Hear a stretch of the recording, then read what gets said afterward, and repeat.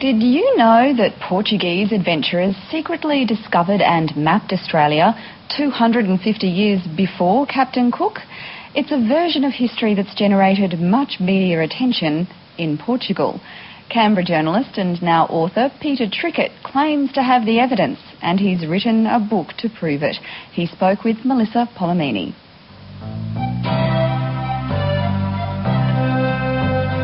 Lesson 1 in White Australian history. British explorer Captain James Cook discovered Australia in 1770. Or did he? We've known for a while that the Dutch arrived here before him, but what about the Portuguese? Well, just about all established academics have written at some stage or another that the idea of a Portuguese discovery is, well, sort of a load of rubbish, really, that it's totally wrong. And well, it's not. It can be proved now to be correct. Peter Trickett is so convinced it happened, he's written a book about it. I have great admiration for Captain Cook because he was a fantastic, skilled captain and navigator, and, you know, his achievements in no way lessened by the fact that, quite unknown to him, a Portuguese fleet had sailed along the same coast in the opposite direction some 2.5 centuries previously. He says the first European to discover Australia was Christopher de Mendonca, who led a small Portuguese fleet in the year 1522.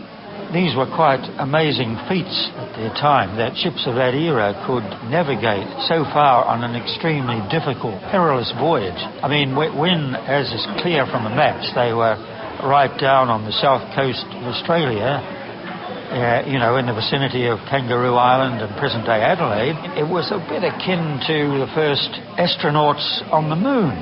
You know, that was the degree of difficulty. And as with the moon astronauts, if any disaster at that point of time, there would have been absolutely no hope of rescue. They would have been finished. So this is the Vallard Atlas, and this is what started it all for you? That's right, yes. I came across this quite by chance on the remainders table at a Canberra city bookshop when I was on my way home from work one day, and it absolutely intrigued me. The original 16th century Vallard Atlas contains more than a dozen hand-drawn maps of the world, as it was then known to the Europeans. We can see at the top half there's something very much resembling the coast of present-day Queensland and northern New South Wales.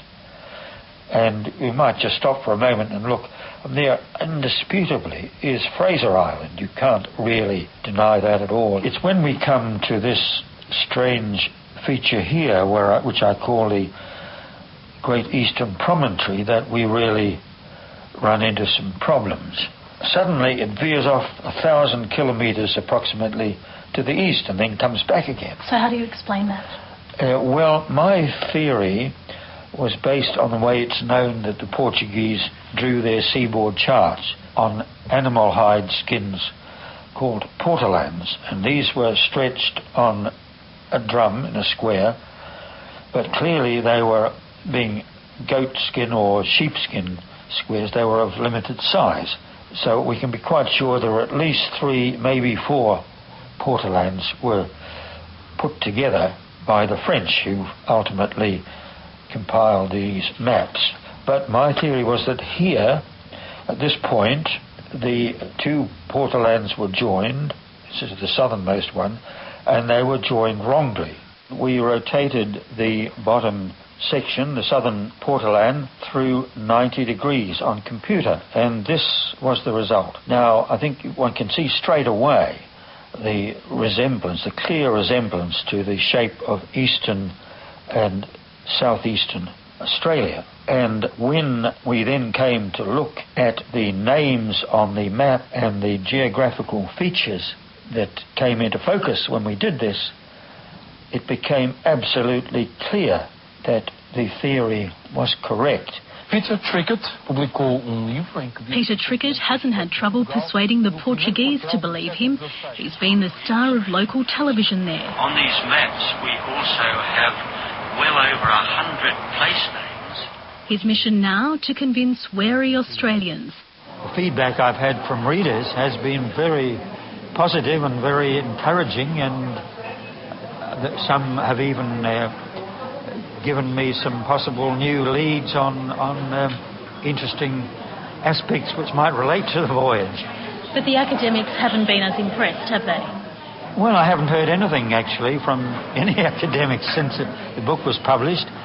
There's been no attempt to discredit it, which may speak for itself.